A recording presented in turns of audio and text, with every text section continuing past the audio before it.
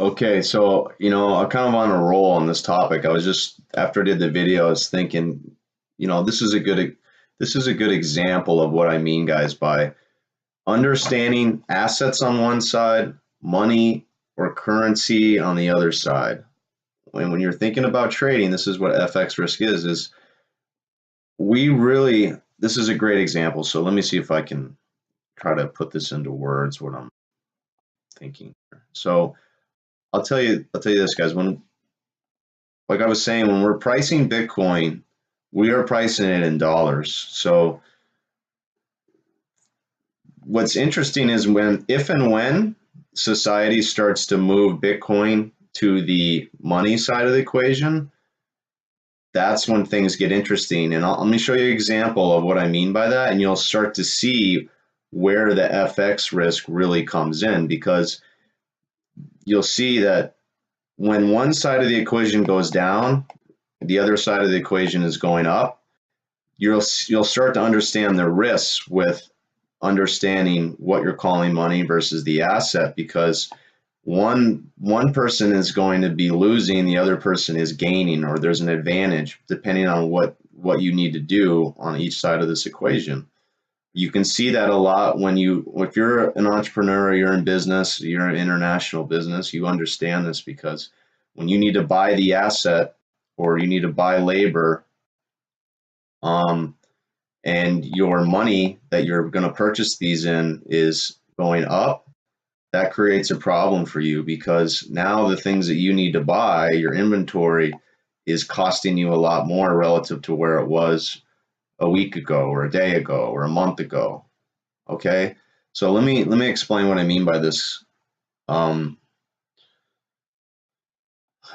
to do the best I can to get it out of my head. So again, assets on one side of the equation, money on the other side, or we tend to consider money in this day and age as FX, right, or currency.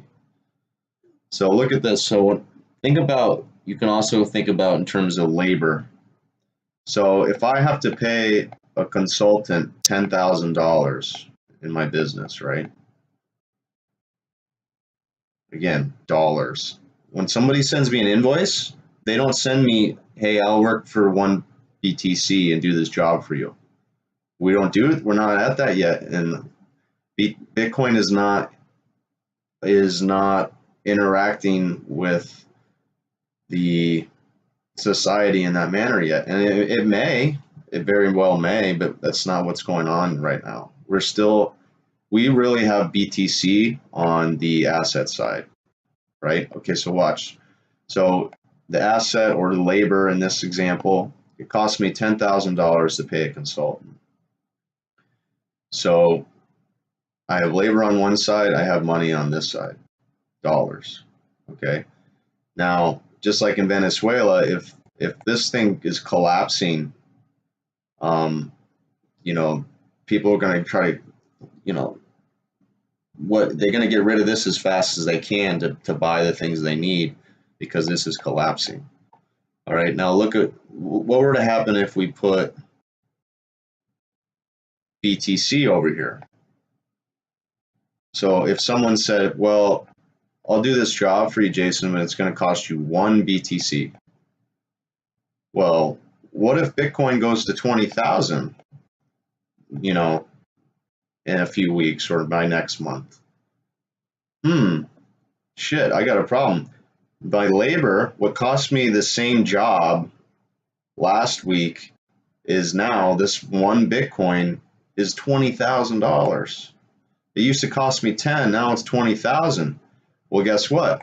This is going up, and this, relatively speaking, is flat to down, really, because now I'm getting the same job. It's costing me twice as much. Well, it's great for this person because they're getting paid in BTC, which is rising in value, right?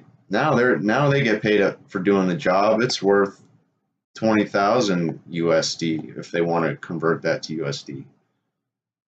Okay, it's the same thing in business. If I have to buy inventory of something in Germany, well, whatever it is, if I buy my inventory and the euro is rising in value, that's versus the dollar, that's great for people long euros. But man, now this is costing me more and more money. That's why these big commercials have to hedge their euros, because that's what creates so much international trade flow and things. It's the FX risk.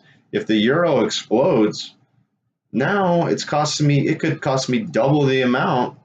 I got to convert dollars to euros. That means I'm getting half of what I was before. It's costing me twice the amount in dollar terms to get the same amount of inventory because the euro rose. You're having one side of the equation go up, the other side, boom. So that's what, guys, that's why BTC is not on we're not pricing it like that. We're pricing things mostly still in dollars. So BTC is really on this side of the equation, the asset side.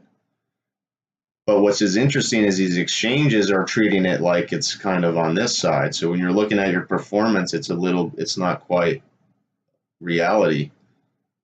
But it'll be interesting that if we do start pricing things in Bitcoin and we start to move it to the money side of the equation, then you're gonna have to really start to understand the currency risk, because then Bitcoin is really acting as a currency in true form there. You know, I would love to start charging services in Bitcoin. You know, if our real-time alerts room cost, think about it when Bitcoin was 100. You know, what if it was one BTC back then, and today it's still one BTC? You know, people wouldn't pay that because they know that it's cost them too many dollars to get the Bitcoin. But this is a good example of understanding the basics between assets and currency.